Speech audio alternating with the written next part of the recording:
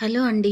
కార్తీక మాసం అయిపోయింది కదండీ! అందుకని రాత్రే పూజా గది సెటప్‌ని కొద్దిగా మార్చా అండి. కార్తీక మాసంలో మా పూజా గదిలో మెయిన్ షెల్ఫ్‌లో శివ పరివారాన్ని పెట్టుకున్నాను కదా! ఇక ఇప్పుడు శివ పరివారాన్ని పై షెల్ఫ్‌లోకి షిఫ్ట్ చేసి మార్గశిర మాసం వచ్చింది, లక్ష్మీనారాయణల పూజ చేస్తాం కదా! మార్గశిర మాసంలో అని చెప్పి లక్ష్మీనారాయణ పరివారాన్ని మెయిన్ షెల్ఫ్‌లోకి తీసుకొచ్చా అండి.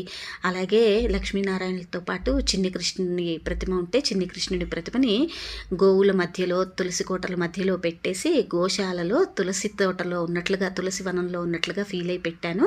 సుబ్రహ్మణ్య షష్ఠి వస్తుంది కదా! సుబ్రహ్మణ్య స్వామిని కూడా పెట్టా అండి.